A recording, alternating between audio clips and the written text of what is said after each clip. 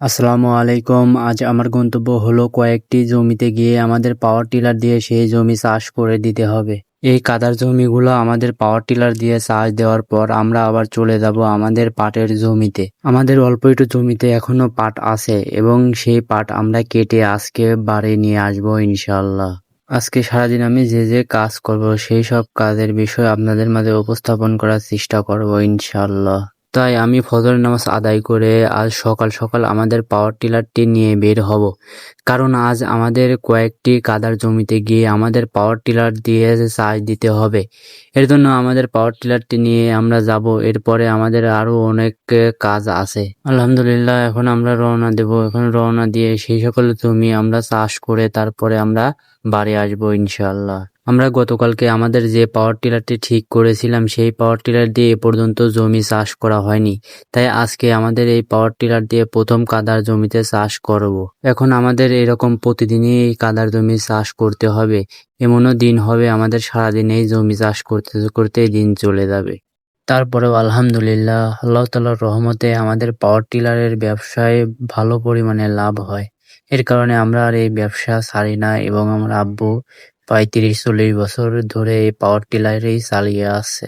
আমরা কৃষি কাজ করে এবং আমাদের যে পাওয়ার টিলারের ব্যবসা আছে সেই ব্যবসা করে এবং আমাদের যে ছোট খামার আছে সেই ছোট খামারটি আরো বড় করতে চাই। আমার স্বপ্ন হলো আমি একজন বড় খামারি হব। এর কারণে আমি এই ছোট ছোট কাজ করে বা ছোট ছোট উদ্যোগ নিয়ে যে সকল টাকা উপার্জন করব সেই সকল টাকা আমি আমাদের খামারের কাজে লাগাবো ইনশাআল্লাহ। মানুষ ছোট থেকেই বড় হয়, একদিনে বড় হতে পারে না। তেমনই এই ব্যবসা, একদিনে আপনি কোনোভাবেই লাভবান হতে পারবেন না। হয়তো আপনার টাকা পয়সা থাকলে সে ব্যাপার আলাদা, কিন্তু যাদের টাকা পয়সা নাই, যারা তাদের জীবন কাহিনী শুনলে আপনিও আশ্চর্য হয়ে যাবেন। তেমনি আমি এরকম শুরু করলাম, দেখি আল্লাহ তাআলা কতদূর নেয় আমাকে। কারণ হলো পরিশ্রমী সাফল্যের মূল। কথায় আছে না যে আপনি যদি পরিশ্রম না করে রাজার ভান্ডারও পুড়ে যায়, আবার আপনি পরিশ্রমের মাধ্যমে আপনি রাজাও হতে পারবেন। আলহামদুলিল্লাহ, অবশেষে আমরা যে জমি চাষ করব সেই জমিতে চলে আসলাম। কারণ হলো যে টায়ারের চাকে যে পরিমাণে গাড়ি দ্রুত আসে, এই লোহার চাকে সে এত তাড়াতাড়ি আসতে পারে না। তার কারণ হলো এই লোহার চাকে প্রচুর পরিমাণে গাড়িতে ঝাঁকি লাগে। এই ঝাঁকি লাগার কারণে আমি যদি জোরে আসি, পরবর্তী সময়ে আমাদের গাড়ির কোনো ক্ষতি হতে পারে। এই কারণে আমাদের আস্তে আস্তে আসতে হয়। হয়তো আপনারা বলতে পারেন যে ভিডিওতে পাওয়ার টিলারটি তো অনেক জোরে যাচ্ছে, কিন্তু আসলে তা নয়। আমি ভিডিওকে স্পিড করে অনেক বাড়িয়ে দিয়েছি, এই কারণে মনে হচ্ছে অনেক দ্রুত যাচ্ছে।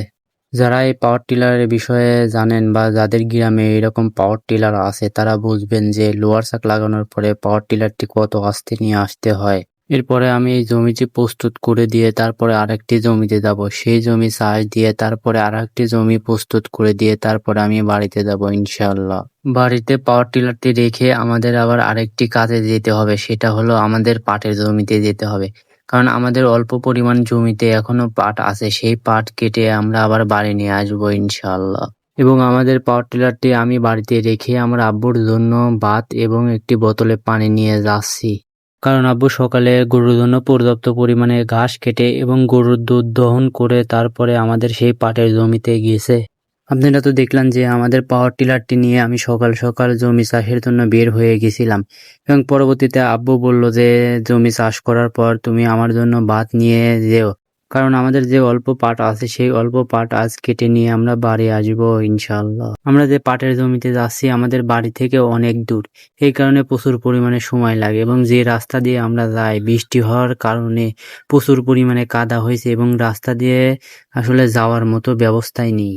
এরপরেও আমরা প্রতিনিয়ত আমরা আমাদের পাটের জমিতে যাই, কারণ গ্রাম অঞ্চল তো, এর কারণে বৃষ্টি হলেই প্রচুর পরিমাণে কাদা হয় এবং এই রাস্তায় পাকা করার মতন ব্যবস্থা নাই, কারণ বর্ষার পানি এসে এই রাস্তাটি ডুবে যায়। এখন করলেও উপর দিয়ে একবারে ব্রিজ দিতে হবে, কিন্তু ব্রিজ দিলে প্রচুর পরিমাণে টাকা খরচ হবে। কারণ আমার মনে হয় না যে সরকারের এত বাজেট আছে যে এই রাস্তায় খরচ করবে, কারণ আমাদের গ্রামে এ পর্যন্ত আমাদের যে রাস্তায় আমরা চলাচল করি সেই রাস্তা এ পর্যন্ত পাকা হয়নি। যাই হোক, আমরা আর ও বিষয়ে না যাই, আমরা আমাদের পাটের জমিতে চলে এসেছি এবং চার সাইডে সবাই প্রচুর পরিমাণে পাট কাটতেছে, কারণ আমাদের বিলে প্রচুর পরিমাণে পানি বেড়ে চলেছে। এর কারণে পাট ডুবে যাবে, এর জন্য তাড়াতাড়ি করে তারা পাট কেটে নিয়ে তারপরে বাড়ি যাবে।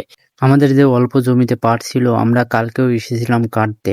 পরবর্তীতে আমরা এই পাট আর কাটতে পারি নাই, কারণ পানি বেশি হওয়ার কারণে এই পাট উপড়ে যাচ্ছিল এবং কাটার মতন কোনো ব্যবস্থা ছিল না। পরবর্তীতে আমি আর আব্বু উপড়ায়ে উপড়ায়ে এরকম আটি বানাইছিলাম। পরে আমার গায়ে প্রচুর পরিমাণে অ্যালার্জি বাড়ার কারণে আমরা সেই পাট কাটা বাদ দিয়ে চলে আসি এবং আজ সেই পাট কাটতে এসেছি এবং এই পাট আমরা জাগিয়ে নিয়ে তারপরে বাড়ি যাব ইনশাআল্লাহ। আস্তে আস্তে দেখি যে আমাদের পাট কাটা প্রায় শেষ এবং যেটুকু পাট আছে সেইটুকু কেটে আমরা আমাদের সেই পাট আবার জাগিয়ে আমরা বাড়ির উদ্দেশ্যে রওনা হব ইনশাআল্লাহ। আমি যে নাস্তা নিয়ে এসেছিলাম, আমাদের জমির পাশে এক ভাইরা পাট কাটতেছিল এবং তারা নৌকা নিয়ে এসেছিল। সেই নৌকায় আমাদের নাস্তা থুয়ে দেয় এবং তাদের পাট কাটা শেষ। এখন তারা বলল যে আমরা চলে যাব। এর কারণে আমরা তাড়াতাড়ি করে আমরা সেই নাস্তা খেয়ে নিলাম এবং খাওয়া দাওয়া শেষে আমাদের যে জাগ আছে সেই জাগ গেঁথে ফেললাম। আমাদের পাট কাটা শেষ এবং আমার খুব আনন্দ হচ্ছিল। তার কারণ হলো আমাদের পাট কাটা শেষ এবং আমাদের আর পাট নেই। এর কারণে আমাদের আর পাট কাটতেও হবে না, কারণ এই পাটের কাজ অনেক কষ্টের একটি কাজ।